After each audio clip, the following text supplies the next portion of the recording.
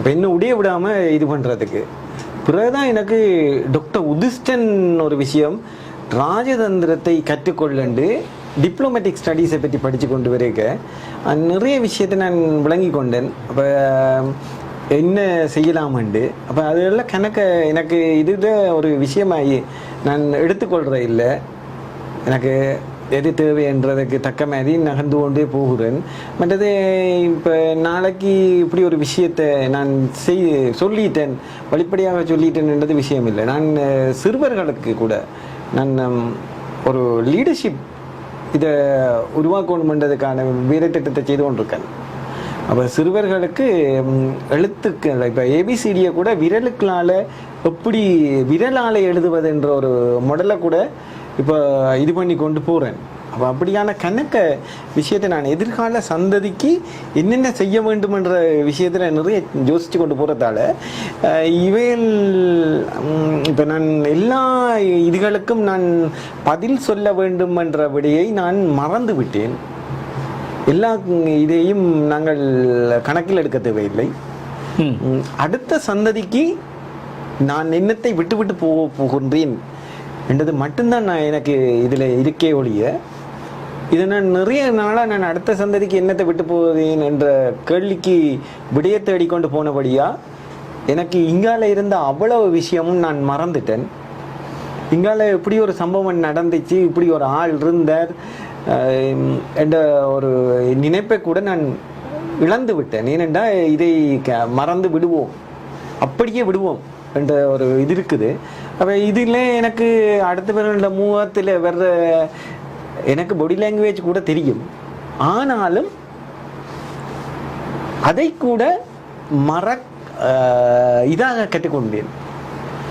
Doctor, Facebook மூலமாக நிறைய பேர் இணைந்திருக்கிறார்கள். அவர்களே ஒருவர் சொல்லியிருக்கிறார், பாதிக்கப்பட்டவர்கள் சத்தியமூர்த்தி எனும் ஒருவரினால் அவருக்கு எதிராக மனித உரிமை ஆணையத்துக்கு சென்று எழுத்து மூலமான ஒரு புகாரை கொடுத்து சட்டத்தினூடாக அவருக்கு தண்டனை பெற்றுத்தர வழி செய்வதோடு பொதுவான ஊடகமாக நீங்கள் இவற்றை செய்தியாக மற்றும் பதிவேற்றாமல் இத்தனை பிரச்சனைகள் பாதிக்கப்பட்டவர்களுக்கு என்ன தீர்வை சட்டத்தினூடாக பெருக் கொடுக்கின்றீர்கள் என்பதையும் மக்களுக்கு தெரிவிப்பது நன்று என்று இவர் குறிப்பிட்டிருக்கிறார். குறிப்பிட்டிருக்கும் நீங்களும் தளத்துக்கு வந்து களத்திலே இறங்கினால் நிச்சயமாக விடை கிடைக்கும். வெறுமனே ஃபேஸ்புக்கிலே மட்டும் நீங்கள் கமெண்ட்டுகளை அல்லது பதிவுகளை போடுவதோடு நின்று விடாமல் மக்களாகிய நீங்கள் வெளிவந்தால் தான் இவற்றை தீர்க்கலாம். அதேபோல் மாயன் பவி குறிப்பிட்டிருக்கிறார், மேலும் எத்தனை இறப்புக்களை எதிர்பார்க்கலாம் என்று அதிகார துஷ்பிரயோகம் என்று சொல்லியிருக்கிறார்கள். இவ்வாறான நிறைய ஃபேஸ்புக் மூலமாகவும் எங்களுக்கு வந்து கொண்டிருக்கிறது. நான் அடுத்ததாக இதிலே டாக்டர், இதில் உங்களுக்கு இன்னும் ஒரு இந்த முறைப்பாட்டு கடிதத்திலே சொல்லப்பட்டிருக்கிறது,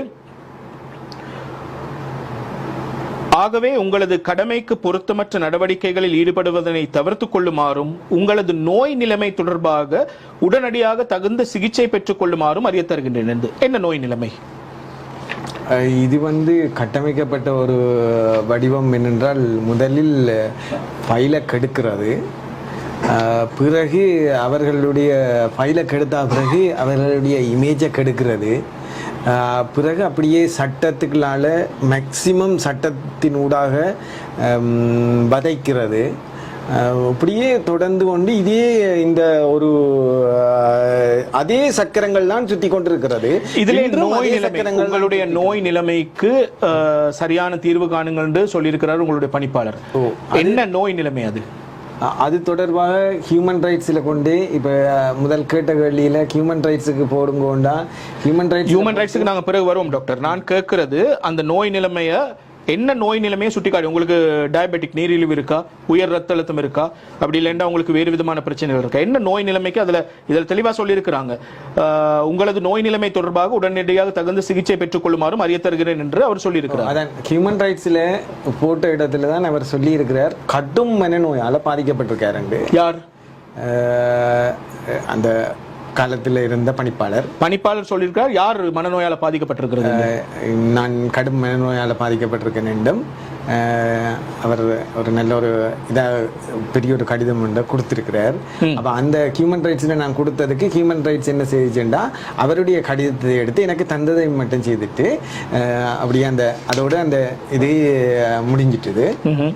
ஹியூமன் ரைட்ஸ் இந்த பணி நிறைவடைஞ்சிட்டு அதுக்கு பிறகு நான் என்னுடைய அந்த நோய் நிலைமை தொடர்பாக இன்னொரு கடிதம் இவர் தந்திருக்கிறார். ஒரு ஓர்த்தோபீடிக் சர்ஜனோடையும் ஒரு குழந்தை நல மருத்துவரோடையும் குழந்தை நல மருத்துவர்கிட்ட என்ன குழந்தை என்ன என்ன விஷயம் என்று தெரியல டிஸ்கஸ் பண்ணினேன் என்று சொல்லி குழந்தை நல மருத்துவரும் இன்னொரு இவர்கிட்டையும் ஒரு ஓர்த்தோபீடிக் சர்ஜன் எலும்பு முறிவு இவரையும் வச்சு கொண்டு தான் அந்த கடிதத்தை எழுதியிருக்கிறார் ஃபிட்னஸை சோதிக்க சொல்லி. அப்போ 2 பேரும் என்னத்துக்காக இந்த தொழிலை செய்திச்சினோம்னு எனக்கு தெரியும். இப்போ அவர்கள் உளநல மருத்துவர் தொழிலை என்னென்று செய்திச்சினோம்ன்ற கேள்விக்கு எனக்கு தெரியும். இவர் அட்மின், இவர் குழந்தை நல மருத்துவர், இவர் இது. அப்போ அவர்கள் இந்த கடிதத்தோட இப்படி ஒரு விஷயத்தை தந்து அந்த இடத்துல என்ன வேலையை விட்டு அப்படியே நீக்கி முதலாவது விஷயம் நிப்பாட்டினவர், அடுத்த விஷயம் சம்பளத்தை நிப்பாட்டினவர். கொஞ்சம் பாருங்க, நான் அந்த விஷயத்துக்கு வரேன். இப்ப டாக்டர் இதுல குறிப்பிடப்பட்டிருக்கிற நோய் என்று சொல்றது உங்களுக்கு மனநல குறைபாடு இருக்குன்றத சுட்டி காட்டுறாங்க. சுட்டி காட்டிட்டு 2017 ஆண்டு ஆகஸ்ட் மாதம் 18ஆம் திகதி அந்த கடிதத்தை நீங்க பார்க்கக்கூடியதா இருக்கும். எங்களுடைய தயாரிப்பாளர்கள் தருவாங்க. உங்களுக்கு சஸ்பென்ஷன், வேலையை விட்டு நீக்கிற கடிதம் உங்களுக்கு வருது. யாழ் போதனா வைத்தியசாலை அந்த கடித லெட்டர் ஹெட்ல உங்களுக்கு அட்ரஸ் பண்ணியிருக்கிறாங்க. This is to bring to your notice that there are several complaints received from various category of staff of this hospital on your improper behaviors and communications between other hospital staff. அந்த கடிதத்தை தாருங்கள் Rizan. Your behavior and activities were noted and most were abnormal. There will be a risk on patient and others' safety due to your activities. Due to above reason, you have temporarily suspended from the duty from 18/8/2017. அதாவது அந்த கடிதம் எழுதப்பட்ட August மாதம் 18ஆம் தேதி 2017 இருந்து according to the paragraph 31.1.13 of chapter of establishment code, E code என்று சொல்வார்கள். Further action will be decided according to the inquiry report. அதாவது இந்த கடிதம் DG director general health services அப்போ இருந்தவருக்கு போட்டிருக்கிறாங்க. Doctor HS Samankanth, acting consultant respiratory physician. அதுக்கு பிறகு அக்கௌண்டனுக்கு போட்டிருக்காங்க. உங்களோட சம்பளத்தை நிப்பாட்டுறதுக்காக இதுதான் அந்த கடிதம். மக்களுக்கு பார்க்கக்கூடியதாக இருக்கும். Temporary suspended from the duty. உங்களை வேலையிலிருந்து 18ஆம் தேதி நிப்பாட்டுறாங்க 2017ஆம் ஆண்டு ஆகஸ்ட் மாதம். சரியா டாக்டர்? இதுல என்னண்டா மனித நேயம் ஒரு விடயம் இருக்குதானே. மனித நேயம் செத்து போன ஒரு கடிதம் தான் இது. ஏன் அப்படி சொல்றீங்க? சரி, இப்ப நீங்கள் ஒரு சாதாரண ஆளா இருந்து ஆக ஒரு அடிப்படை ஒரு ஆளா இருந்து யோசிச்சீங்களா, வெளியில இருக்கிற ஒரு பொதுமகனா இருந்து யோசிங்க. ஒருத்தர் மனநலம் பாதிக்கப்பட்டவர், சரி ஓகே, அவருடைய சம்பளத்தை நிப்பாட்டினால் என்ன நடக்கும்? அவருடைய குடும்பத்துக்குள்ள பிரச்சனை வரும், அப்படி வரும் இப்படி வரும், எல்லாம் செய்யணும். அப்ப அவர் சாகிறதா? அப்ப இவர் அடிப்படையில எந்த ஒரு மனிதநேயமும் அற்றவர் ஒருவரா இந்த வேலையை செய்திருக்கார். அப்ப இவருக்கு மனநலம் இருக்கா? இல்லை, நான் கேட்கிறேன். நீங்க ஒரு ஆக நீங்க ஊடகவியலாளர் என்ற விஷயத்தை விட்டு நீங்க ஆக இறங்கி வந்து ஒரு அடிப்படையில் ஒரு கூலி தொழிலாளியா இருந்து யோசிச்சீங்களா, இவருக்கு மனநலம் இவற்ற மனநலம் என்ன? இப்போ எங்கேயுமே அப்படி ஒரு இதை செய்கிறே இல்லை. ஒருத்தன்ல இறக்கப்படுறன்ற ஒரு விஷயம் இருக்குத்தானே, அந்த இரக்கத்தை கூட இல்லாத ஒருவரா, இறக்கம்ன்ற ஒரு விஷயம் கூட இவருக்கு இல்லையா? அப்ப சம்பளத்தை இல்லாம பண்ணினா அந்த பிள்ளைகள் இருக்குது. அந்த நேரம் என்னுடைய 2வது மகன் வயிற்றுல இருந்தது. அப்ப எனக்கு மிகப்பெரிய பட்டினி. நான் உண்மையா என்ன செய்தது சொல்லுமா, அன்றைக்குத்தான் நான் ஏகாதசி விரதம் பிடிக்க தொடங்கினான். ஏகாதசி விரதம் பச்சை தண்ணியோட மட்டும்தான் நான் பிடிக்க தொடங்கினேன். ஒரு முழு நாள் சாப்பாடு இல்லாம தான் நான் இருக்கிறேன். இன்று வரைக்கும் அப்படித்தான் செய்து கொண்டிருக்கேன். அந்த திதி தொடங்குற நேரத்தில் இருந்து அந்த திதி முடியும் வரைக்கும் நான் சாப்பிட்ற இல்லை, வெறும் பச்சை தண்ணியோடு தான். அப்படி ஒரு வேதனை வரலாறத்தான் நான் கடந்து வந்திருக்கேன். இன்றைக்கு நான் இதுல வெளியே வர்றேன்டா, இந்த வேதனை வரலாறு இனி வரக்கூடாது. என்னுடைய மகன் வயிற்றில் இருக்கே அந்த ஒரு கற்பிணி என்ற சாபம், இதைத்தான் சுமக்கின்றார்கள். இப்படி நீங்க பார்க்கிறது ஒரு அதிகாரிக்கு இல்லை, இன்னும் ஒரு தொகை அதிகாரிகள் இருக்கிறார்கள். ஒரு மனிதனுடைய பைலை கெடுக்கிறது, விஓபி அடிக்கிறது, இது செய்யறா அது செய்யறா அது செய்யறாண்டு அவைகள் அழிக்கிறது யாரு என்றால் எந்த ஒரு இதுவும் இல்லாத பச்சிளங்குழந்தைகளை தான் வதைக்கின்றார்கள். இந்த இடத்துல நான் இதை தெளிவா சொல்லத்தான் வேணும். இது எனக்கு வேலை, அது இது எல்லாத்தையும் நான் கடந்துதான் நான் இங்கே வருகின்றேன் என்றால் இந்த வேதனையை எவரென்றாலும் உணரட்டும். இந்த வேதனையை தொடர்ந்து மனிதருக்கு இருக்க இயலாது. இப்படி ஒரு வேதனையோட வெடிச்சு சிதறலாம் என்ற அளவுக்கு ஒரு வேதனை. டாக்டர், மக்கள் புரிந்து கொள்வார்கள் டாக்டர். இதிலே எனக்கு இருக்கிற ஒரு கேள்வி என்னென்னா, இது உங்களுக்கு 2017 ஆண்டு நடக்குது. இன்றைக்கு 2024 ஆண்டுல ஒரு டாக்டர் அர்ச்சுனா வந்து அவரை கேபிட்டல் டிவி கொண்டு வந்து அதிகாரத்தில் உட்கார வச்சு கேள்வி கேட்ட பிறகுதான் நீங்க எல்லாரும் வெளியில வர்றீங்க. ஏன் இவ்வளவு காலம் இந்த மாதிரி விஷயங்களை நசுக்கப்பட்டு இறுகிப்பட்டு ஒரு வேதனைக்குள் உட்படுத்தப்பட்ட ஒரு வைத்தியர், நீங்க சமூகத்தில் மிகப்பெரிய அந்தஸ்தோடு இருக்க வேண்டியவர், இப்படி உங்களை நெருக்கிக்கிட்டு வாழ வேண்டிய ஒரு சூழல் ஏன் ஏற்படுது? நாங்கள் இது வெளியே சொல்லலாது. சொன்னா தாபன கோவைகளால எங்கேயோ ஒரு பக்கத்துக்களால சுத்தி கொண்டு வந்து எங்களை பழி வாங்கி துளைப்பின. உங்களை உங்களை உங்களை உங்களை ஒரு புத்தி சுவாதீனம் இல்லாதவர் சொல்றது எந்த தாபன கோவைக்குள்ள வருது? அதுக்கெல்லாம் இப்ப அம்மிக்கல் வந்து அதிகாரி இந்த கையில இருக்கிற முட்டை வந்து அம்மிக்கல்ல நொறுக்கும். சரியான வார்த்தை. அப்ப நாங்க இந்த இடத்துல எனக்கு ஒரு ஆள் சொன்ன அட்வைஸ், அண்ணன் அதிகாரியின் கையில இருக்கிற முட்டை அம்மிக்கல்லையே நொறுக்கம், இதை அப்படியே மெல்லமா கடந்து போங்கோண்டு. அப்பதான் நான் பிறகு அமைதிக்கான கல்வி திட்டம் இப்படியான விஷயங்களோட தியானம் இந்த விஷயங்களுக்குள்ளால போய்தான் நான் மேக்சிமம் என்னை ஒரு இந்த விஷயத்துல இருந்து அந்த என்ன உடையாமல் நான் மற்றது என்னென்னா இன்னொரு விஷயம்.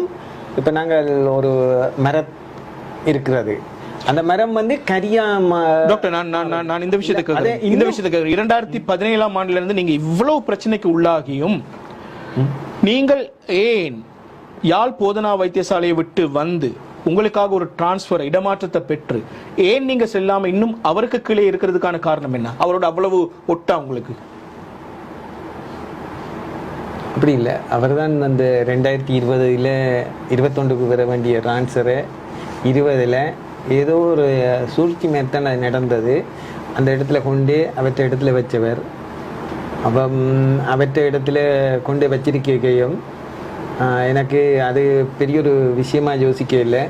சரி இருந்து நான் உடற்தொழிலியலை பற்றி தான் படித்து கொண்டு இருந்தேன். நான் படிக்கிற வேலையை செய்து கொண்டு பேராசிரியர் குமணனை கொண்டுச்சு அந்த ஹாஸ்பிட்டலுக்குள்ள மிகப்பெரிய ஒரு நல்ல ஒரு இதோண்ட பேனர் ஒன்று போட்டது.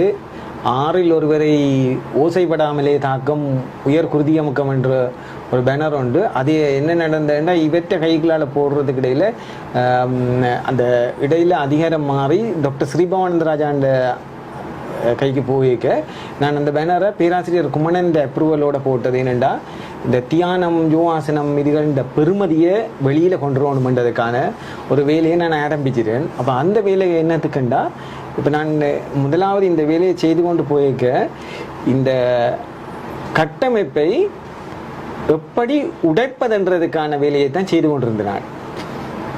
இப்போ நான் சொல்ல வந்த விஷயம், அந்த முதல்ல மரக்கட்டை வந்து கொஞ்சம் இதாக போனால் கரி, அது இன்னும் நல்லா ஆழமாக போனால் கேரியம், அது இன்னும் நல்லா ஆழமாக போனால் வைரம். இப்போ நான் கரியா வழிபடுறதா கேரியமாக வழிபடுறதா வைரமாக வழிபடுறதான்றது தான் என்னுடைய கேள்வியாக இருந்தது. அப்போ நான் இப்போ மிகப்பெரிய ஒரு கட்டமைப்பை உருவாக்கிட்டேன்.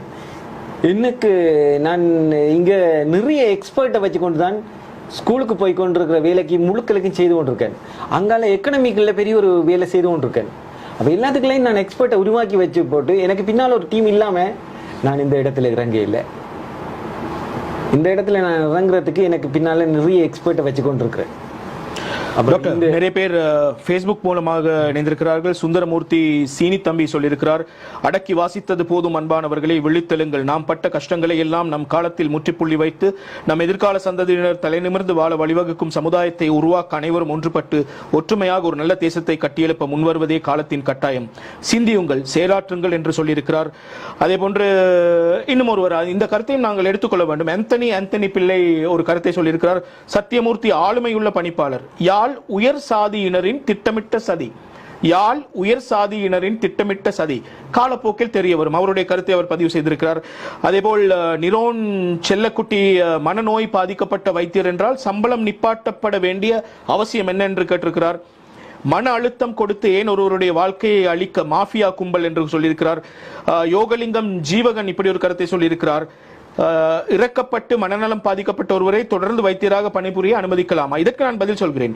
இல்லாவிட்டால் தற்காலிக பணி நீக்கம் செய்யப்பட்ட ஒருவருக்கு தொடர்ச்சியாக சம்பளம் வழங்க முடியுமா? உண்மையில் அவர் அப்போது மனநலம் பாதிக்கப்பட்டிருந்தாரா என்பது கேள்விக்குரியது. மனநலம் பாதிக்கப்பட்டவர் என்ற கருத்து வைத்தியரின் வைத்திய சேவையை பாதிக்க செய்யும் என்று கருத்துக்கள் வந்து கொண்டே இருக்கிறது. நீங்கள் தரும் ஆதரவுக்கு, நீங்கள் இந்த நிகழ்ச்சிக்கு காட்டி வரும் பேராதரவுக்கு நன்றி. நான் மற்றது சிஸ்டத்தை உடைக்க இல்லாது என்னண்டா, இந்த விஷயத்துக்கு நான் என்ன நிரூபிக்கணும். அப்ப டாக்டர் எல்லப்பல அன்றாபுர ஒரு சைக்கியாட்ரிஸ்ட ஒப்பீனியன் எடுக்க வேண்டி வந்துச்சு. அப்ப அது இதோட மருத்துவ சபைக்கு போனேன். இப்ப மருத்துவ சபையில நான் நிரூபிக்காமல் விட்டால் இவர் சொல்லுற போலி குற்றச்சாட்டு இது. அப்போ நான் என்னுடைய விஷயத்தை சிஸ்டத்துக்கு ஊடாகத்தான் கொண்டு போகணும். அப்போ நான் சிஸ்டத்துக்கு ஊடாக நான் அதை வெயிட் பண்ணி கொண்டு போகும் வேளையில் இங்கால நான் என்னத்தை செய்யணுமோ அவ்வளத்தையும் நான் நகர்த்தி கொண்டு போனேன். அப்போ அது சிஸ்டத்துக்கு ஊடாக நான் வந்தேன். இப்போ நான் அவற்ற இடத்துல நான் நிற்கிறது ஒரு விஷயம் இல்லை. அவற்ற இடத்துல நின்றாலும் அவர் எனக்கு என்ன செய்யலும். நான் சிஸ்டத்துக்கு போனதால உங்களுக்கு ஒரு வெற்றி வந்திருக்கு. உங்களுடைய கோரிக்கைகளுக்கான நியாயம் கிடைச்சிருக்கு நீங்க நம்புறீங்களா? நியாயம் கிடைப்பது சரியான டிலே. அந்த டிலேக்குள்ள அப்படி என்றால் எங்களுடைய நாட்டுல சிஸ்டத்துல ஒரு பிழை இருக்குன்றது நீங்க அனுமதிக்கிறீங்களா? சிஸ்டத்தில் ஒரு பிழைன்றது விஷயத்தை விட சிஸ்டத்தை பிழை ஆக்குகின்றார்கள். யார் ஆக்குகின்றார்கள்? இவர்கள் எல்லாரும் சேர்ந்து சிஸ்டத்தை பிழை ஆக்கித்தான் எல்லா சிஸ்டத்தின் பிழைகளும் என்ன செய்யுது, ஒன்றடியா சேர்ந்துட்டுது. ஒரு தனி மனிதனால் இந்த அராஜகத்தை செய்ய முடியாது. இவருக்கு பின்னால் இருப்பவர்கள் யார்? எனக்கு இந்த விடயத்துக்கு விடை சொல்ல தெரியவில்லை. விடை சொன்னால் அதற்கு பின்னால் நான் உயிரோடு இருப்பேனா என்றதும் தெரியவில்லை. இந்த விடயத்தை நான் நெத்தோடு அடுத்த கழிக்கு நீங்க போனீங்களா, இந்த கேள்விக்கான மார்க்ஸை நீங்க விட்டுட்டு அடுத்த கேள்விக்கு போங்க. டாக்டர், இப்படியே எத்தனை காலம் நாங்கள் இதெல்லாம் மறைத்து ஒரு அராஜகத்தை இன்னும் வளரச் செய்துவிட்டு வாழப்போகிறோம் என்பது எனக்கு தெரியாது. நீங்கள் தைரியமாக யாழ் மண்ணிலே இருந்து வந்திருப்பவர். நீங்கள் மக்களுக்கு கூறத்தான் வேண்டும். பார்த்து கொண்டிருப்பவர்கள் லட்சக்கணக்கான பேர் பார்த்து கொண்டிருக்கிறார்கள். நான் வருகிறேன். ஒருவர் ஃபேஸ்புக்கிலே கேட்டிருந்தார், இவர் மனநலம் குன்றியவர் அந்த நாள் என்று. என்னிடம் அதற்கான ஆதாரத்தையும் வைத்தியர் அவர்கள் சமர்ப்பித்திருக்கிறார்கள். இதையும் எங்களுடைய மக்கள் பார்வைக்கு, எங்களுடைய ரசிகர்கள் நேயர்கள் பார்வைக்கு தரலாம். Psychiatric unit, teaching hospital, Anuradhapura போதனா வைத்தியசாலையின் சைக்கியாட்ரிக் யூனிட்டில் இருந்து டாக்டருக்கு கொடுக்கப்பட்ட சர்டிபிகேட். இதிலே சைன் பண்ணி இருப்பது, அதாவது ஒப்புதல் கொடுத்திருப்பது Anuradha Ellepola, MBBS MD psychiatry, consultant psychiatrist, teaching hospital, Anuradhapura, SLMC 20557 அவருடைய நம்பர். இதுதான் இந்த டாக்குமெண்ட்டையும் நீங்கள் மக்கள் மயப்படுத்த வேண்டும். இதுல டாக்டர் டி சத்தியமூர்த்திக்கு இந்த கடிதம் அட்ரஸ் பண்ணப்படுகிறது.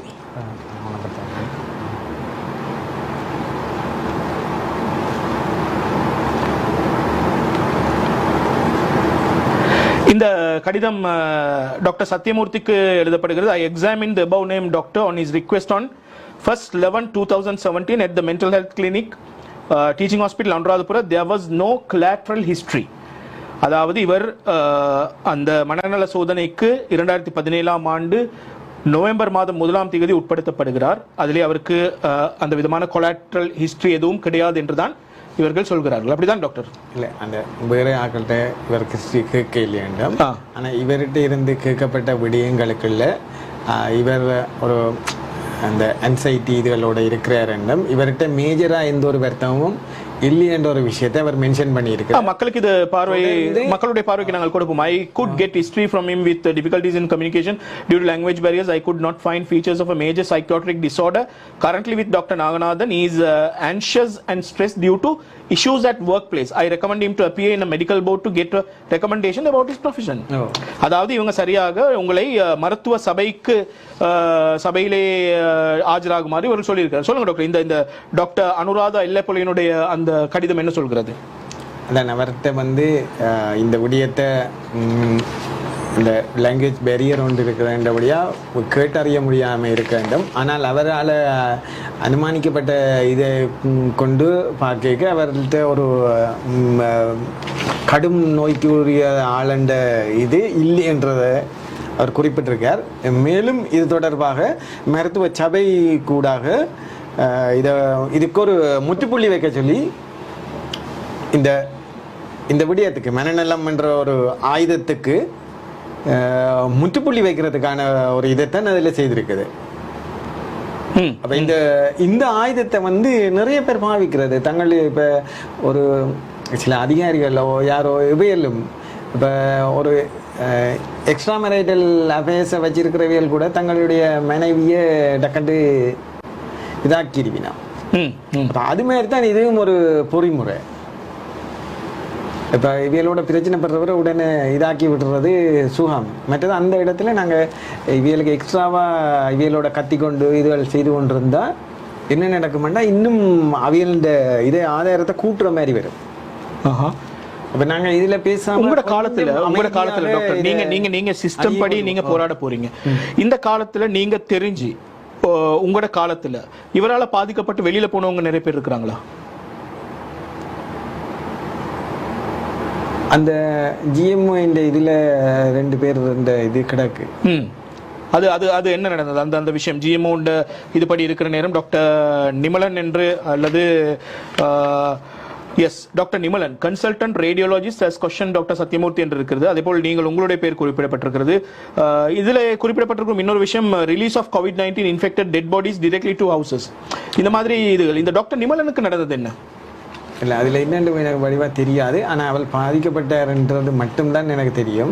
மற்றது இன்னொரு மேடம் ஒரு ஆள், ஒரு பேராசிரியர், ஆமாம் நரம்பியல் பேராசிரியர், ஆமாம் ப்ரொஃபசர் அஜினி அரசலிங்கம், இவரும் பணியாற்றி விட்டு இவரால் பாதிக்கப்பட்டு வெளியில சென்றவர். இவங்கெல்லாம் ஏன் ஒரு ஊடகத்துக்கோ அல்லது நீங்க அவங்க போயிட்டு வேற வேற விஷயங்களையோ வெளியில கொண்டதுக்கான ரீசன் காரணம் என்ன? என்னன்னா இந்த தாவன விதிக்கோவை என்ற ஒரு விடயத்துக்குள்ள அதை உன்னிப்பாக பார்த்தால் தாவன விதிக்கோவையில் இந்த விடயங்களை வெளிக்கொண்டுறதுக்கு இது இல்லை. ஆனா தாவன விதிக்கோவையை வைத்து ஒரு மாயை உருவாக்கப்படுகிறது. இப்ப இதுல நாங்க வெளிக்கொண்ட அந்த விஷயத்தை நாங்க இது பண்றது இல்ல, யாரோ சொன்ன ஒரு விஷயத்தை தான், அதாவது ஜிஎம்ஓஏ சொன்ன விஷயத்தை தான் நான் இங்க சொல்றேன். இப்ப நானா கிரியேட் பண்ணி ஒரு விஷயத்தை சொன்னா தான் அதுல பிழை. இது ஜிஎம்ஓஏக்கு பொறுப்பான விஷயம், அதைத்தான் நான் சொல்றேன். அப்ப இதுல தாவன விதிக்கோவைப்படி ஜிஎம்ஓஏயோட தான் இது, எனக்கும் இதுக்கும் சம்பந்தம் இல்லை. சரி, நிறைய பேர் வெளிநாடுகளில் இருந்து நிகழ்ச்சிகளை பார்த்து கொண்டிருக்கிறார்கள். சுவிட்சர்லாந்தில் இருந்து ஒருவர் எங்களுக்கு ஒரு செய்தியை அனுப்பியிருக்கிறார் எங்களுடைய சமூக வலைத்தளத்திலே, ஃபேஸ்புக்கிலே. வணக்கம் மருத்துவரே, நான் சுவிட்சர்லாந்தில் 8 வருடம் வசிக்கிறேன். மேலத்திய நாடுகளில் இப்படியான ஊழல்கள் இல்லை. ஸ்ரீலங்காவில் அதிகார துஷ்பிரயோகம், லஞ்சம், எல்லா துறைகளிலும் லஞ்சம், ஊழல் என்று சொல்லியிருக்கிறார். Sivasubramaniam, thank you Capital TV for this program, excellent என்று சொல்லியிருக்கிறார். நன்றி.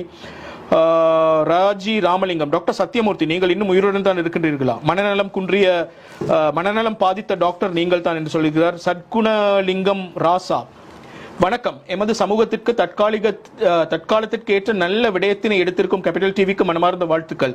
அத்துடன் தாயகத்தில் மருத்துவத்துறையில் பல மாற்றங்கள் தேவை. இதனை நடைமுறைப்படுத்துவதற்கு தேவையான அனைத்து நடவடிக்கைகளையும் எடுக்க வேண்டும். நாட்டு மக்களுக்கு மருத்துவத்துறை முக்கியமானது ஒன்று. அதில் குளறுபடிகள் இடம்பெறுமாயின் அந்நாட்டு மக்களின் நிலை. எனவே இந்த நிலையினை நேர்மையான மருத்துவர்கள் எல்லோரும் சேர்ந்து மக்கள் பலத்துடன் மாற்றப்பட வேண்டும். மனம் திறந்த மதிப்பிற்குரிய மருத்துவருக்கு வாழ்த்துக்கள் என்று உங்களுக்கு வாழ்த்து சொல்லி இருக்கிறாங்க.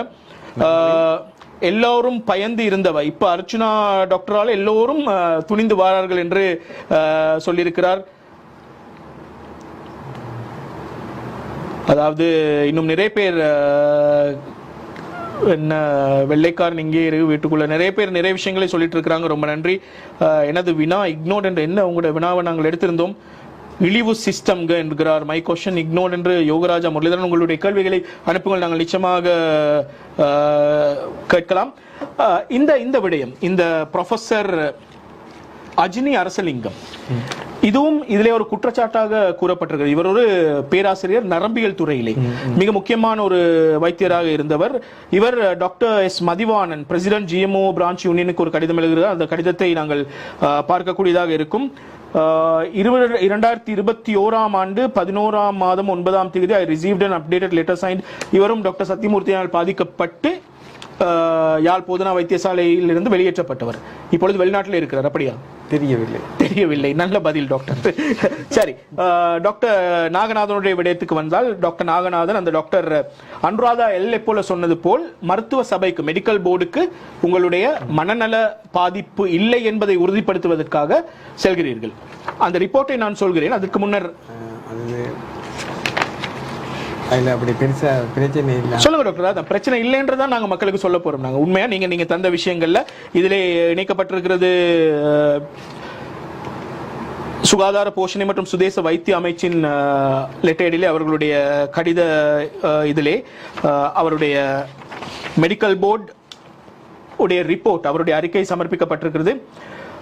With reference to the letter you dated, Dr. V. Naganathan was examined by the medical board on 6/3/2019. 2019 ஆண்டு 3ஆம் மாதம் 6ஆம் தேதி நீங்க பரிசோதிக்கப்படுகிறீங்க at the National Institute of Mental Science, அங்கோட. யாழ்ப்பாணத்திலிருந்து உங்களை அங்கோட வரைக்கும் வர வச்சிருக்கிறாங்க. பெருமைக்குரிய விடயம் தான். And the report of the medical examination is attached here with following medical report of the board, another attached. அதாவது இட் இஸ் இன்ஃபார்ம் தட், இந்த கடிதத்தை எங்களுடைய மக்களுக்காக பார்வையிட தாருங்கள் ரிசான். அதாவது இதிலே கடைசியிலே சொல்லப்பட்டிருக்கிறது, it is inform that the medical board recommended that the officer is fit for further service and that the medical board unanimously decided that it is appropriate to post him at the conventional service station, for example laboratory, blood bank, radiology unit, medical research institute, due to him congestion abnormality to express emotions என்று இருக்கிறது. அதிலே அதாவது உங்களுடைய உணர்வுகளை வெளிப்படுத்துவதிலே உங்களுக்கு ஏதோ ஒரு விதமான பிரச்சனை இருக்கிறதே தவிர உங்களுடைய மனநல இதிலே எந்த குறைபாடும் இல்லை என்று தான் அந்த ரிப்போர்ட் கூறியிருக்கிறது. அதன் பிறகு நடந்தது என்ன டாக்டர்? அதன் பிறகு நான்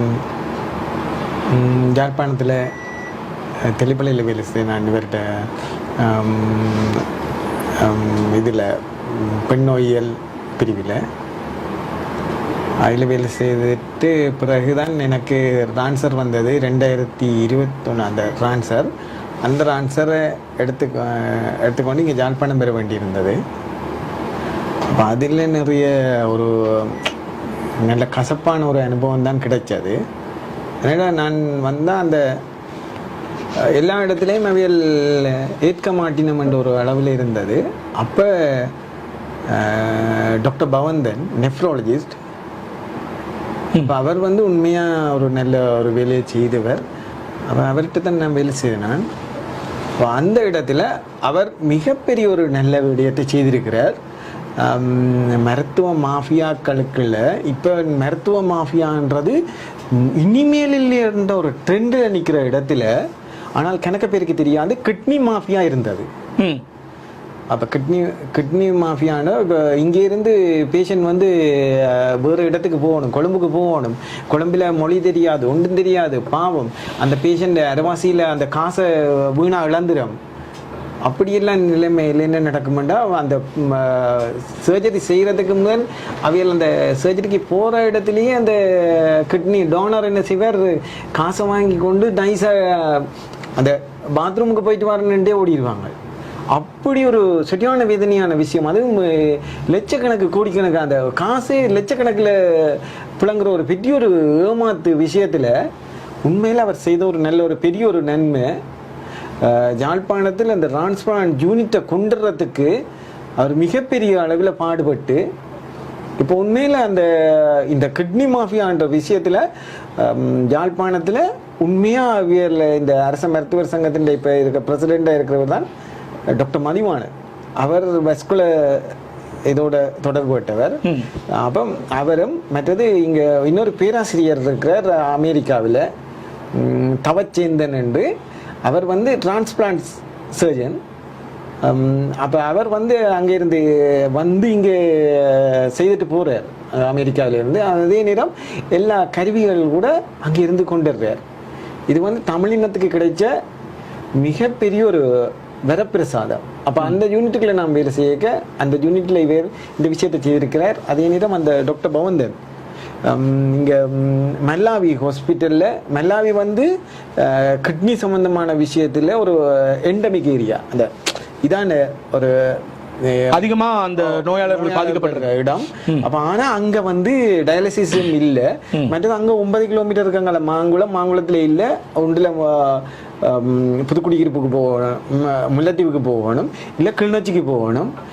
அந்த பேஷண்ட் இனிமேல் என்ற அளவுக்கு கஷ்டப்படுற ஒரு நிலைமையில இருந்த இடத்துக்கு வெளிநாட்டு ஒரு தன்னார்வ தொண்டர்களை கொண்டு எவருமே செய்யாத ஒரு நல்ல ஒரு விஷயத்தை அவர் ஒழுங்கமைச்சதே உண்மையில இந்த இனம் அவருக்கு பாராட்டணும். இந்த விடயங்களுக்கு டாக்டர் ஃபேஸ்புக் மூலமா உங்களுக்கு ஒரு கேள்வி வந்திருக்கு, இதை நீங்க தான் தெளிவுபடுத்தணும். யோகராஜா முரளிதரன் கேட்டிருக்கிறாரு, கடமை நேரத்தில் வேலை தவறியது ஏற்றுக்கொள்ளத்தக்கதா?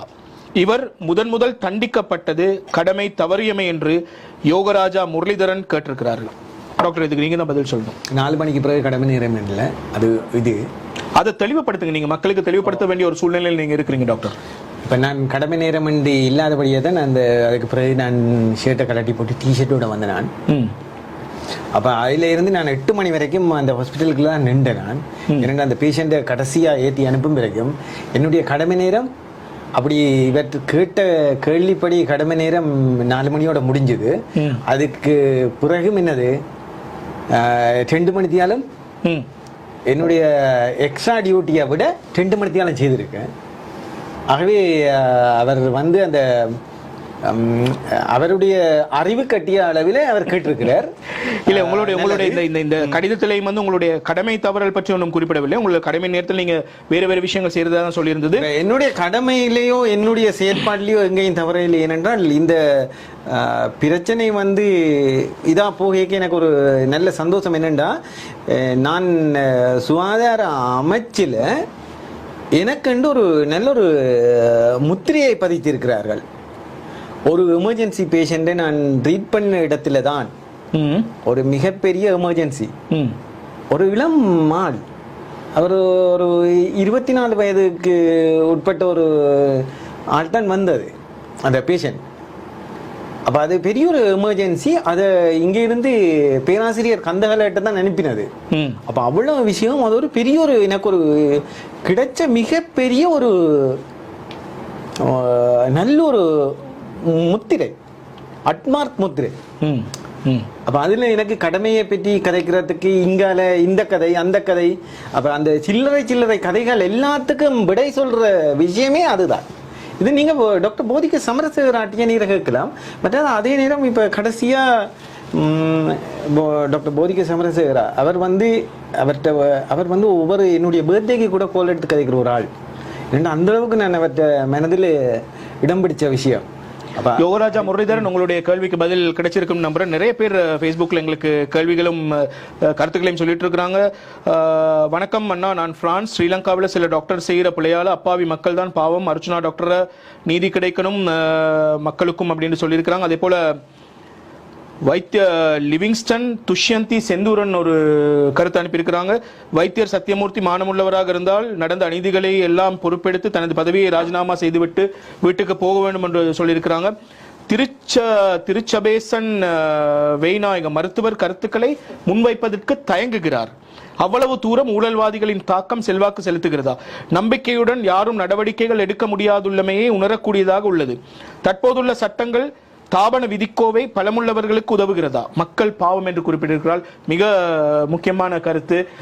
இவ்வளவு தைரியமாக டாக்டர் இந்த நிகழ்ச்சிக்கு வந்து இந்த கருத்துக்களை வழங்குவதே ஒரு மிகப்பெரிய விடம். இதிலிருந்து மக்கள் தான் எழுச்சி பெற வேண்டும் என்பது எங்களுடைய அவா. அதன் பிறகு மெடிக்கல் போர்டுக்கு சென்று தன்னை நிரூபித்த பின் சுகாதார போசனை மற்றும் சுகாதார வைத்திய அமைச்சிலிருந்து மீண்டும் ஒரு கடிதம் திரு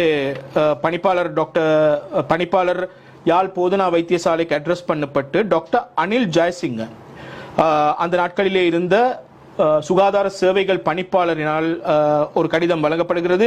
temporarily suspension from the duty doctor V Naganathan. This is with reference to the letter numbers எல்லாம் போட்டு dated by additional secretary investigating on the above subject. As per the institution form, the above report inform you to rectify the anomaly done and pay all unpaid salary to Dr. Naganathan. Doctor, இந்த கடிதத்தை விளங்கப்படுத்து. ஈகோட் அதுல சொல்லியிருக்க வசனத்துல அந்த abide என்ற சொல்ல ஒரு வித்தியாசமான சொல்லு. ஆமாம், அந்த ஈகோட்டை பின்பற்றி நடக்க சொல்லி இவர் இருக்கிறார். மருத்துவ ஈகோட் அதாவது தாபன கோவை என்ன சொல்கிறது? இது இந்த கடிதம் உங்களுக்கு வந்திருக்கிறது. உங்களுடைய சம்பளம் உங்களை திருப்பி வேலைக்கு இணைத்துக் கொண்டு இணைக்க சொல்லி மற்றது நீ விட்ட தவறு எல்லாத்தையும் விளங்கிக் கொள்ளு.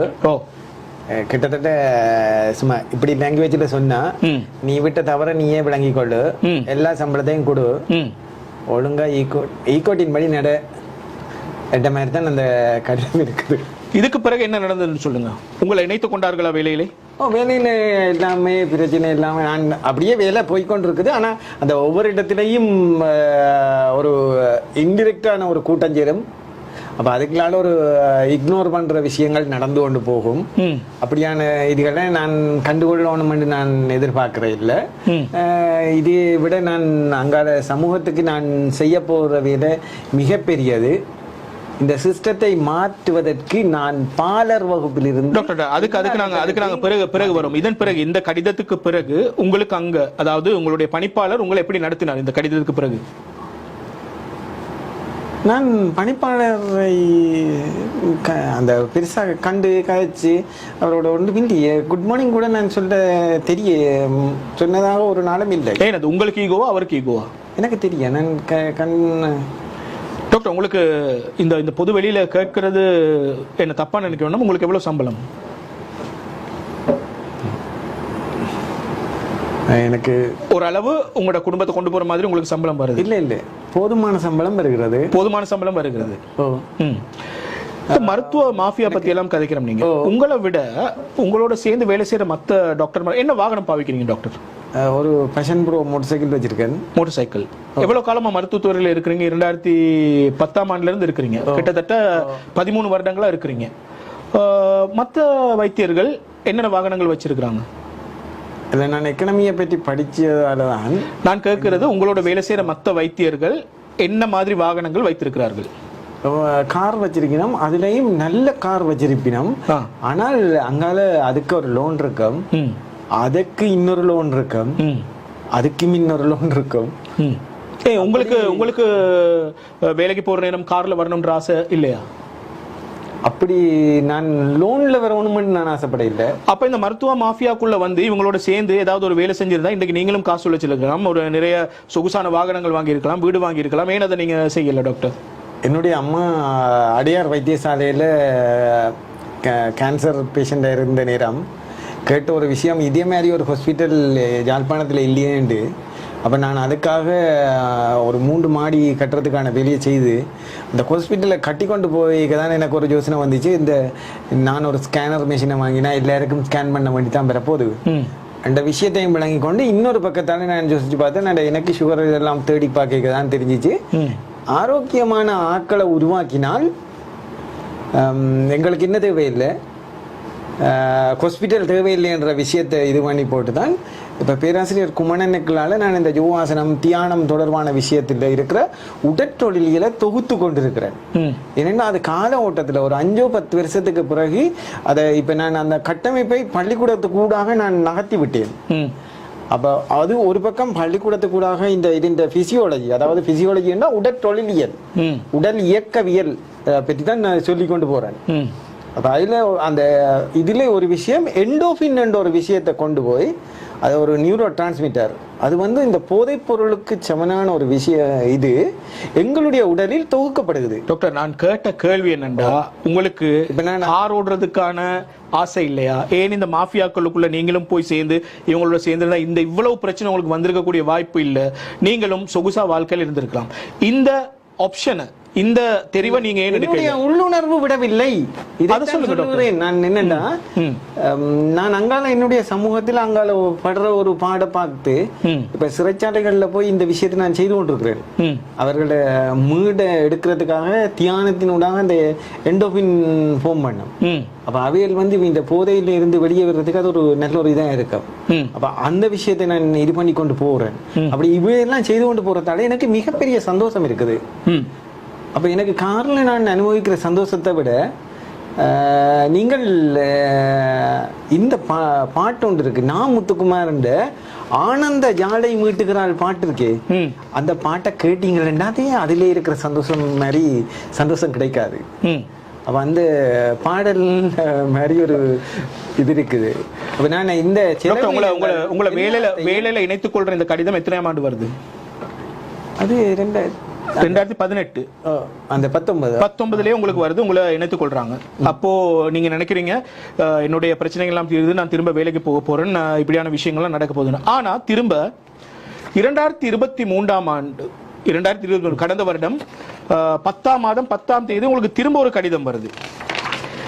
அந்த கடிதம் சுகாதார அமைச்சு லெட்டர்ஹெட்ல இருந்து வருது. சுகாதார சேவைகள் பணிப்பாளர் நாயகத்தின் மூலமாக யாழ்ப்பாண போதனா வைத்தியசாலையின் பணிப்பாளர் மூலமாக உங்களுக்கு வருது. என்னன்னா, சுயாதீன விளக்கங்களை கோருதல்.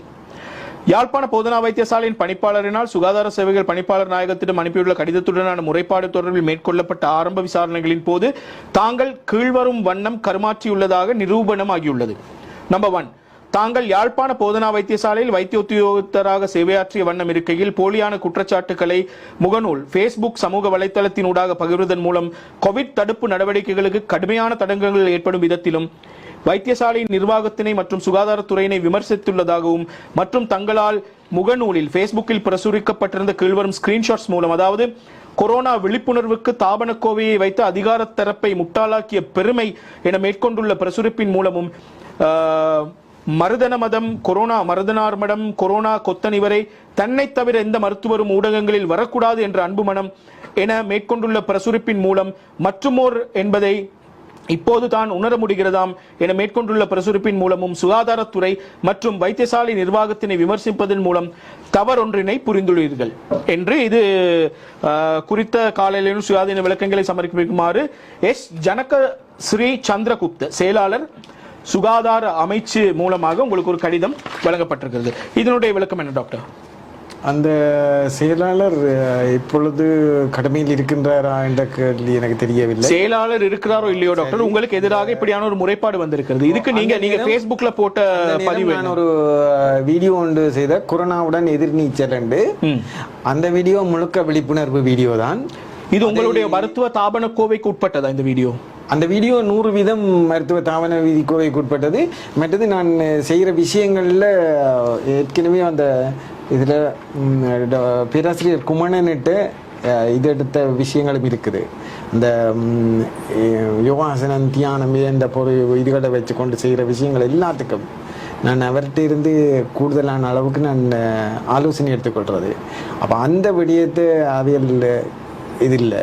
ஆனால் அந்த விடயம்தான் வந்தது. அதுக்கு பிறகு இதிலே ஒரு விஷயம் ஏதோ அந்த ஸ்க்ரீன்ஷாட் கொஞ்சம் இவையில் இந்த உண்மைத்தன்மையை கொஞ்சம் வெளியே கொண்டு வந்துட்டு. யாரோட உண்மைத்தன்மையை இப்ப அதுல கணக்க தெளிவா சொல்லுங்க டாக்டர். இப்ப யாரோட உண்மை? இப்ப தொடர்ந்து நீங்க தாக்கப்பட்ட 2018 இருந்து அதுல குறிப்பிட்ட விடயத்துல தகவல்களை மறைக்கிறது வந்து மக்களுக்கு செய்யற ஒரு தீமை தான். அதுதான் அதன் சாராம்சம். இப்போ அவருக்கு கொடுக்கப்பட்ட விளக்கம் வந்து தகவல்களை மறைக்க வேண்டும் என்ற ஒரு தேவை சுகாதாரத்துறையில் இல்லை. இப்போ ஒரு தனிப்பட்ட ஒரு இதாக அதை செய்ய வேண்டியதில்லை. இப்போ எல்லாத்தையும் தகவலை மறைச்சு அந்த சனத்தையும் அதுக்கு பிறகு டாக்டர் ஸ்ரீபவானந்தராஜா இருக்க உண்மையான நிலைமையை சொன்னார். இப்படி ஆக்சிஜன் பற்றாக்குறை இருக்குது, இப்படியான விஷயங்கள் எல்லாத்தையும் தெளிவாக சொல்லி இருந்தவர். அப்போ அதுக்குள்ள அந்த மிக பெரும் தொற்று நடந்தது அந்த நேரத்தில் நல்ல ஆக்டிவாக அவர் செயற்பட்டிருந்தார். அப்போ இது இந்த இதில் வேணுமென்று எடுத்து சில விஷயங்களை போட்டு செய்தது.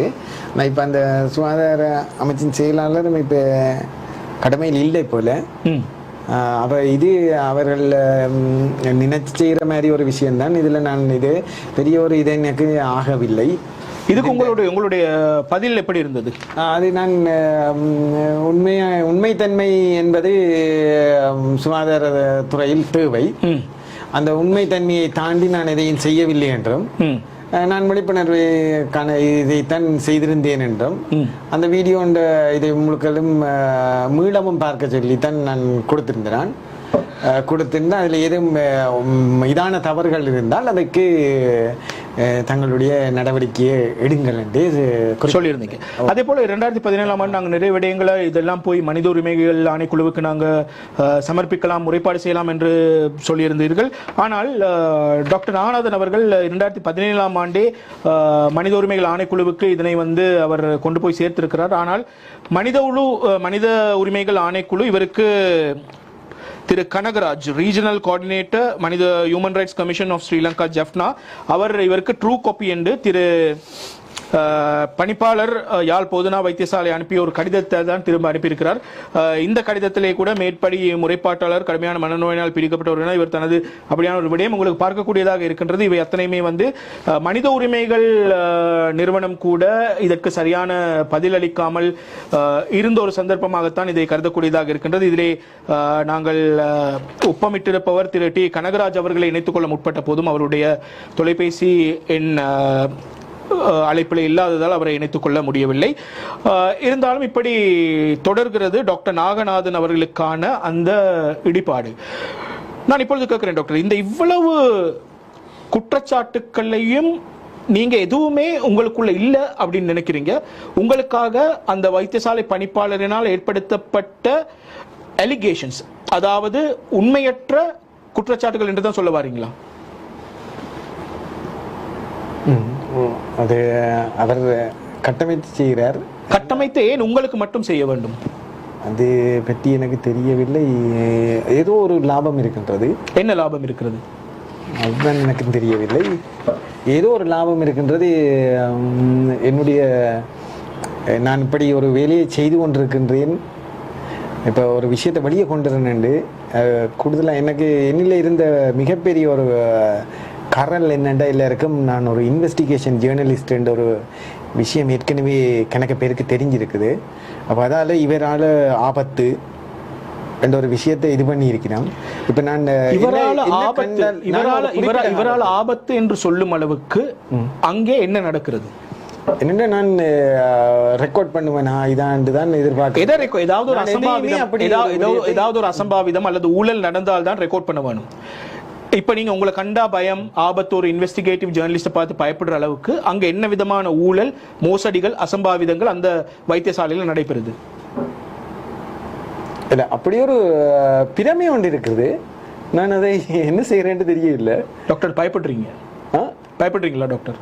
இல்லை, அவர்கள் எல்லாரும் அப்படி ஒரு இவர் அதை கொண்டு போய் ஏதாவது இது பண்ணிடுவாரா, இப்படி பொதுவடிக்கு இதுக்குள்ள கொண்டு போயிடுவாரா. அப்போ ஊடகம் சட்டங்கள் ஊடக சட்டத்துக்குள்ள கண்ணக்க இது இருக்குது. ஊடகத்தை கட்டுப்படுத்துவது மிகவும் கடினம். ஊடகவியலாளரை கட்டுப்படுத்துவது என்றால் அவரை கொலை செய்வது மட்டும்தான் மிகப்பெரிய ஒரு இது. அப்போ அந்த ஊடக சட்டங்கள் ஊடகத்தை கட்டுப்படுத்துவது சரியான கடினம். அப்போ அதால் இவர்களுக்கு ஒரு மிகப்பெரிய ஒரு பயம் இருக்கலாம். மற்றது என்னுடைய எழுத்து வன்மை மிகவும் இதானது. நான் தமிழில் நல்ல எழுத்து வன்மை இருக்கு. இந்த நாட்டிலே ஜனநாயகம் இருக்கிறது என்று நம்புகிறீர்களா? ஜனநாயகம் இருக்குதோ இல்லையோன்றத விடயத்தை விட இந்த நாட்டிலே சட்ட ஒழுங்கு சரியாக இருக்கின்றது என்று நம்புகிறீர்களா? பேனாவிற்கு பெருமதி கூட. பேனா முனையின் கூர்மையை நான் நம்புகிறேன். மற்றது நாங்கள் இன்னொரு விடயமாக எப்படி கொண்டு போகலாம்ன்றதை நாங்கள் இப்போ ஒரு விடயம் நாங்கள் யோசித்து கொண்டு போனால் இது அதை இன்னும் நல்ல வடிவாக புடம் போட்டு செய்யக்கூடிய ஒரு இதைத்தான் நாங்கள் யோசிக்கணும். வெள்ளம் தலைக்கு மேலால போன பிறகுதான் யோசிப்பீங்களா? கண் கட்ட பிறகுதான் சூரிய நமஸ்காரமா? கண்கட்ட பிறகு சூரிய நமஸ்காரம் இல்லை. இப்போ நான் இவ்வளோ விடயத்தை எங்கேயோ ஒரு பக்கத்தால் இப்போ இது மருத்துவ மாஃபியான்ற விடயம் இங்கால ஓடிக்கொண்டிருந்தாலும் அந்த மருத்துவ மாஃபியாவை எப்படி கவுண்டர் பண்ணலாம்ன்ற விஷயத்தை நான் ஏற்கனவே செய்து கொண்டு வந்துட்டேன். நியாயமான தூரம் கொண்டு வந்துட்டேன். அப்போ அது ஒரு 5-10 வருஷத்தில் அந்த இது கால ஓட்டத்திலேயே கரைஞ்சி போகிற ஒரு விடயமாக வரும். அப்போ இதில் இன்னி கணக்கு விடயம் இப்போ நீங்கள் மருத்துவ மாஃபியாண்டு இவையில் இது பார்க்குறீங்கன்னா இந்த மருத்துவ மாஃபியான்ற விஷயத்திலேயே ஒரு பெரிய ஒரு விஷயம் என்னென்னா இது ஒரு சக்கர வியூகம். இப்போ அதுலேயும் இன்னொரு விஷயம் பார்த்தா ஒரு ஆளை ஒரு அறைக்கில் பூட்டி வச்சுட்டு ஒரு கதவை அவர் நினச்சிட்டு ஒரு கதவை திறந்துட்டு ஓடிறார் தப்பி போகிறேன்னுண்டா அவர் மற்ற பக்கத்தால் மற்ற கதவுக்கால வந்து அந்த இடத்துலையே நிற்கிற மாதிரி தான் அந்த மருந்து மாஃபியா இருக்குது, அந்த மாஃபியா. அப்போ அவர் போய் ஒரு இதுக்குள்ள மாட்டினா அவர் திருப்பி மீள்றதுன்றது உண்மையாக கஷ்டம். ஏனெண்டா இப்போ எங்கட நீங்கள் கேட்டீங்களே கார் இருக்குதா இது இருக்குதா இது இருக்குதாண்டு ஒரு கார்ப்பரேட் வாழ்க்கையை நான் வாழணுமென்று நீங்கள் ஆசைப்படுறீங்கன்றது தான் இங்கே இருக்கிற பிரச்சனை. நான் ஒரு கியூபாண்ட பொருளாதாரத்தையும் இதையும் தான் யோசித்து கொண்டு போகிறேன். ஆகவே நான் ஒரு கார்ப்பரேட் வாழ்க்கையை வாழணுமெண்டோ இதில் நான் எதிர்பார்க்காதபடியாகத்தான் இந்த விடயத்தை எப்படி கவுண்டர் பண்ணலாம் என்று செய்து கொண்டு போறேன். டாக்டர், இந்த காலகட்டத்திற்கு அந்த விடயங்கள் பொருந்துமா என்பது மிகவும் யோசிக்க வேண்டிய ஒரு விடயம். முதலாளித்துவ பொருளாதாரம் தலையோங்கி இருக்கும், கேபிட்டலிசம் தலையோங்கி இருக்கின்ற ஒரு சந்தர்ப்பத்திலே நாங்கள் இருந்து கொண்டிருக்கிறோம். டாக்டர், இதே போல நீங்கள் மருத்துவ மாஃபியா பற்றி பேசினீர்கள், கிட்னி அதாவது கிட்னி மாஃபியா பற்றி பேசினோம், கருவளை சிகிச்சை மாஃபியா. கருவளை சிகிச்சை மாஃபியான்றது அது இன்னும் மிகப்பெரியது. நான் வேலை செய்த நேரத்திலேயே கண்டான் அது ஒரு 28. இதுவும் யாழ்ப்பாணத்தில் இடம்பெற்று வருகிறதா? இப்போ இதுவும் யாழ்ப்பாணத்தில் இடம்பெற்று வருகிறதா?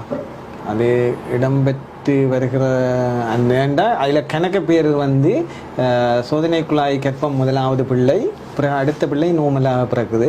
அப்போ இந்த இடத்துல டாக்டர், இது உலகம் முழுக்க நடக்கிற ஒரு மாஃபியா தான், இல்லை என்று சொல்றதுக்கு இல்லை. இந்தியாவில் நடக்குது, வேறு வேறு கண்ட்ரீஸ்ல எல்லாம் நடக்குது. யாழ்ப்பாணத்தில் இந்த கருவளை மாஃபியா சிகிச்சை மாஃபியா நடக்குதா? அது பொதுப்படையா சொல்லுங்கள், எங்க யாரு என்னன்ற விஷயங்கள் சொல்ல தேவையில்லை, நடக்குதா இல்லையா? அதில் நிறைய பேர் பாதிக்கப்படுகின்றார்கள். ஒரு லோன், பிறகு எல்லா லோனும் இருக்குது. அதுக்கு விட பிள்ளைக்கும் லோன், பிள்ளை இந்த கருவளை சிகிச்சைக்கு லோன் எடுக்கிற சனம் நிறைய இருக்குது. நிறைய பேரை நான் பார்த்துருக்குறேன். முதலாவது பிள்ளை டெஸ்ட் டியூப் பேபி, 2வது பிள்ளை நோமலா. அப்போ நான் இந்த கருவளை சிகிச்சையில் கற்றுக்கொண்ட விஷயத்தை வச்சு கொண்டு தான் பிறகு பார்த்தேன் இந்த மாடு வளர்க்குறதே கூட ஒரு நல்ல தொழிலாக செய்தேன். உண்மையாக இப்போ அந்த கருவுறாத மாடு இந்த அடிமாட்டு விலைக்கு விற்கிற மாடுகளை கூட இதாக கருவுற செய்யலாம்ன்ற ஒரு அளவுக்கு அதை இது பண்ணி கொண்டு அப்போ நான் ஒரு பண்ணையை உருவாக்குறதுக்கான இந்த கருவளை சிகிச்சை மாஃபியாவில் என்ன விதமான செயற்பாடுகள் நடைபெறுகிறது? அதில் இப்போ ஒரு முட்டை 1 லட்சத்துக்கு மேலே அப்படி அந்த அதில் நியாயமான முட்டை வரும். அப்போ அதில் எத்தனை முட்டை எடுக்கிறீனுமென்ற தெரியாது. அப்போ அதில் திருடலாம், அப்படியான கணக்க விஷயம் இருக்குது. இப்போ இது ஒரு மிகப்பெரிய ஒரு பாதிப்பாக வரும். இப்போ வெளியே இது வர இல்லையா வந்துட்டான்றது தெரிய இல்லை. ஆனால் வர வேண்டிய விடயம், வரக்கூடிய விடயம், வரப்போகிற விடயம். அதுவும் யாழ்ப்பாணத்தில் மட்டுமில்லை, இலங்கையில் எங்கே இருந்தாலும் இந்த மாதிரி விடயங்கள் நடைபெற்ற எங்களுக்கு சொல்லுங்க. அதிகாரம், கேபிட்டல் டிவியின் கேபிட்டலின் அதிகாரம் உங்களுக்காக குரல் கொடுக்கும்ன்ற விஷயத்தை நான் சொல்ல விரும்புகிறேன். டாக்டர், நிறைய விஷயங்களை பற்றி பேசினோம். இப்போ நீங்கள் கொழும்புல இருக்க போகிறதும் இல்லை, நாளைக்கு திரும்ப யாழ்ப்பாணத்துக்கு போயிட்டு நீங்கள் டாக்டர் ஒரு முக்கியமான விஷயத்தை நான் கேட்கணும்னு நினச்சிட்டு இருந்து மறந்துட்டேன். நான் என்ன விஷயம்னு சொன்னால், இப்போ நீங்கள் இந்த மாதிரி பிரச்சனைகள் நடந்தும் நீங்கள் யாழ் போதனா வைத்தியசாலையில் மனம் திறந்து வேலை செய்கிறீங்களா? மனம் திறந்துட்டா நான் வேலை செய்யறது மக்களுக்கு தானே. அதான் மக்களுக்கு நீங்க வேலை செய்றீங்களா? உங்களோட டைமுக்கு போயிட்டு உங்களோட பேஷண்ட்ஸை பார்த்து மக்களுக்கு தான் வேலை செய்யறதுல எந்த ஒரு இதுவும் இல்லை, எந்த குறையும் இல்லை. நீங்க உங்களுக்கு வந்து நான் எந்த ஒரு பேஷண்டோடையும் நான் கொதிச்சு விட மாட்டேன், பேச மாட்டேன். சரி என்று இவ்வளவு வேதனையை தாங்கின எனக்கு ஒரு பேஷண்ட் ஏதாவது திருப்பி சொன்னா கூட திருப்பி அதோட இது பண்ணணும்னு மட்டும் யோசிக்க மாட்டேன். இப்போ நான் நியாயமான வேதனையை தாங்கக்கூடிய அளவுக்கு நான் பயிற்றப்பட்டுட்டேன். இப்போ எந்த பெயினையும் தாங்குவேன் ஒரு அளவுக்கு வந்து பிறகு பேஷண்ட் தன்னுடைய இப்போ பேஷண்ட் வந்து டாக்டருக்கு படிச்சுட்டு வந்து கதைக்கு இல்லை தானே. பேஷண்ட் டாக்டருக்கு படிச்சுட்டு வந்துச்சுன்னா நான் திருப்பி பேசலாம். இல்லை, நான் கேட்குறேன், இவ்வளவு பிரச்சனை நீங்கள் சரியான நேரத்துக்கு நீங்கள் உங்களுடைய வைத்தியசாலைக்கு சென்று உங்களுடைய நோயாளர்களுக்கான அந்த சிகிச்சைக்கான விஷயங்களை உங்களுக்கு ப்ரொஸ்ட் பண்ணுற விஷயங்கள் அல்லது உங்களை வைத்தியசாலைக்கு உள்ள விடுற விஷயங்கள் உங்களுக்கு வார்டுக்கு விடுற விஷயங்கள் உங்களுக்கு ஏதாவது தடைகள் இன்னமும் ஏற்படுத்தப்பட்டு கொண்டிருக்கிறதா? நீங்கள் இப்படி கேட்குறீங்களே, இருந்திருந்தால் ஏதாவது ஒரு பிரச்சனை எனக்கு வருமா இருந்தால் அதை திருப்பி எடுத்து வச்சு என்ன கூறு போடுறதுக்கே இது இருக்கேக்க இவ்வளவு நேரம் கேட்குறீங்க. நீங்களே ஏற்கனவே விட சொல்லிட்டீங்க. அப்ப ஏதாவது ஒரு பிரச்சனை வந்திருந்தா என்ன நடக்கும்? விடைய உங்கள்கிட்ட இருந்து கேட்கணும்னு தான் கேட்குறேன்னா நீங்களே விடைய சொல்லி போட்டு நீங்களே கேள்விங்கிட்ட நான் என்ன சொல்றது? இப்ப நான் என்ன சொல்றேன்டா டாக்டர், நான் கேட்கிறேன், இந்த நிகழ்ச்சி முடிஞ்ச பிறகும் நீங்க நாளைக்கு உங்களோட வேலைத்தளம் யாழ் போதனா வைத்தியசாலைக்கு போகணும். நான் எல்லா விடயத்தையும் ஒரு உணர்ச்சியலை விட்டுட்டு இங்க வந்து எங்கிட்ட நாடும் சரி எல்லா இடத்துலயும் வந்து எமோஷனுக்கு தான் இது கொடுக்குது. அப்ப நான் பார்த்தேன், எமோஷனுக்கு இதை கொடுக்க அறிவே தவற விடுறீனா. நான் எல்லா விடயத்திலையும் இருந்தும் எமோஷனை அப்படியே ஃபில்டர் பண்ணி போட்டு அறிவை மட்டும் எடுக்கிறதுக்கான இதை பழகிட்டேன். அப்ப யாரும் கதைச்சா கூட சரி நாளைக்கு போய் எப்படி எப்படி எப்படி எப்படி எப்படி இந்த இந்த இந்த நிகழ்ச்சியை நிறைய பேர் பார்த்துட்டு இருப்பாங்க, நிறைய பேர் பார்த்துட்டு இருப்பாங்க, நீங்க சொல்ற விஷயங்களை கருத்துக்களை உள்வாங்கி இருப்பாங்க. நாளைக்கு நீங்க யாழ் போதனா வைத்தியசாலைக்கு வேலைக்கு செல்லும் போது உங்களுடைய உள்ளுணர்வு எப்படி இருக்கும்? உள்ளுணர்வில் என்ன இருக்க போது நான் இப்படி ஒரு விடயத்தை சொல்லி இருக்கிறேன். அவர்கள் நல்லவர்களாக கால ஓட்டத்தில் திருந்துவார்கள். இந்த உள்ளுணர்வுன்றது சின்ன விஷயம் இல்லை. ஒரு ஜேர்னலிஸ்ட்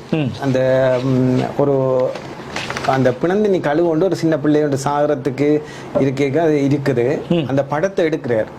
எடுத்த அப்புறம் அந்த ஜேர்னலிஸ்ட் ஒரு கொஞ்ச நாளைக்கு பிறகு தற்கொலை செய்யறாரு. ஏனென்றா தான் அந்த பிள்ளையை காப்பாற்றலாம் போயிட்டுது, அந்த படத்தை எடுத்து நான் பிரபல்யம் அடைஞ்சேன் சொல்லி. அப்ப அந்த உள்ளுணர்வுன்றது சின்ன ஒரு விஷயம் இல்லை.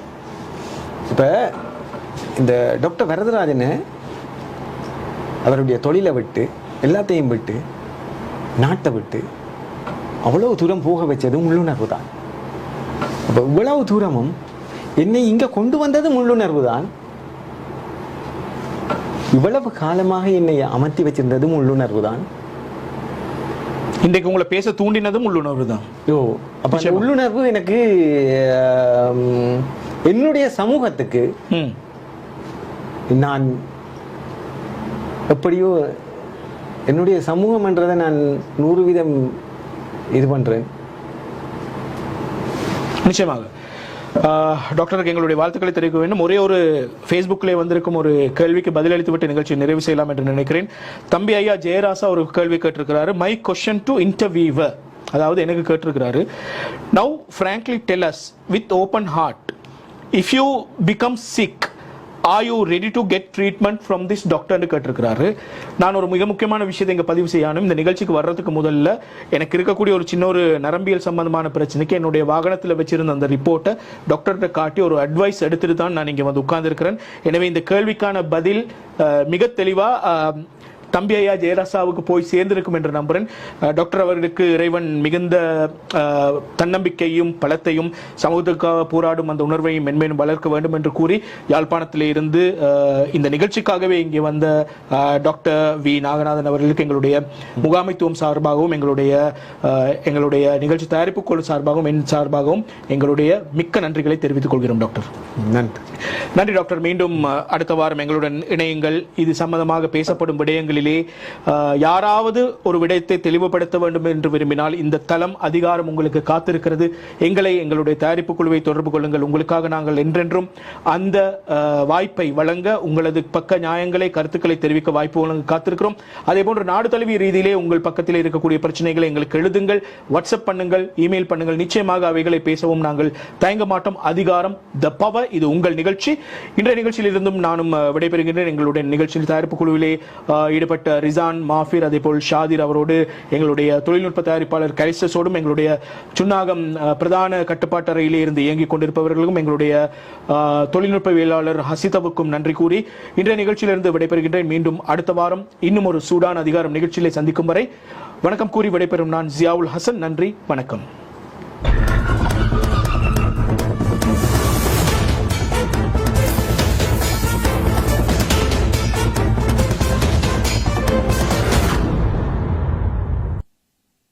சர்வதேச விளையாட்டு மைதானங்களில் வெற்றியாளராகும் எதிர்கால நட்சத்திரங்களை உருவாக்கும் விளையாட்டு திருவிழா